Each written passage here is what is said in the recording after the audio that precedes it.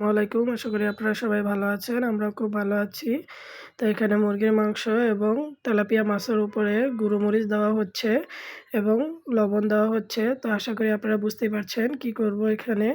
এগুলো আমরা বারবিকিউ করব আজকে রাতে। তো সেজন্য এগুলোকে ম্যারিনেট করে রাখার জন্য আগে হলুদ না মরিচ আর লবণ দিয়ে মাখিয়ে নেব সুন্দর করে। তো এগুলো আমার কাকি মাখাচ্ছে। তো আমরা যখন গাজীপুর আসি মাঝে মধ্যেই কিন্তু আমরা এই এর গ্রিল বা এরকম বারবিকিউ করে খাই। বারবিকিউ শীতের দিন এখন বারবিকিউ খেতে খুবই ভালো লাগবে। তো দেশ বিদেশের যেখান থেকেই আমাদের ভিডিওটি দেখছেন সবাই প্লিজ লাইক, কমেন্ট, শেয়ার এবং সাবস্ক্রাইব করে আমার সঙ্গেই থাকবেন। তো মাছগুলোকে এবং মাংসতে খুব সুন্দর করে মরিচ মাখানো হয়ে গেছে। এখন এগুলোকে পলিথিন দিয়ে আমি ম্যারিনেটটাকে সুন্দর করে, যাতে এর মধ্যে থেকে কোনো হাওয়া না বের হয়, সেজন্য এভাবে ঢেকে দিলাম। এতে করে মুরগির মাংস এবং মাছটা খুব সুন্দর করে ম্যারিনেশন হবে।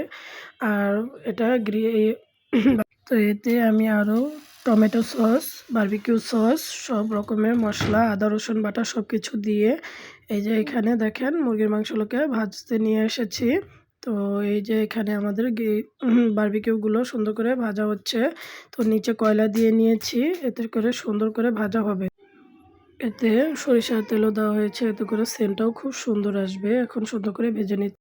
বারবিকিউ মাংসগুলোকে আবার একটু ঢেকে দিলাম যাতে ভালো করে সেদ্ধ হয় এবং সুন্দর করে এপাশ ওপাশ সুন্দর করে ভাজা হয়ে যায়। তো এখন এই মাছটাকেও ভেজে নেব আর এই মশলাটাকে একটু গ্রিলে।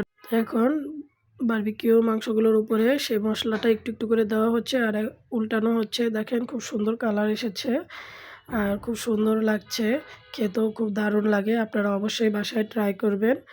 আর আমরা তো খাচ্ছি। আপনারা সবাই ভালো থাকবেন, সুস্থ থাকবেন আর আমাদের চ্যানেলটি সাবস্ক্রাইব করে আমাদের সঙ্গেই থাকবেন। এখানে আমাদের গ্রিলটা তৈরি হয়ে গেছে। তো সবাই ভালো থাকবেন, সুস্থ থাকবেন। আল্লাহ হাফেজ।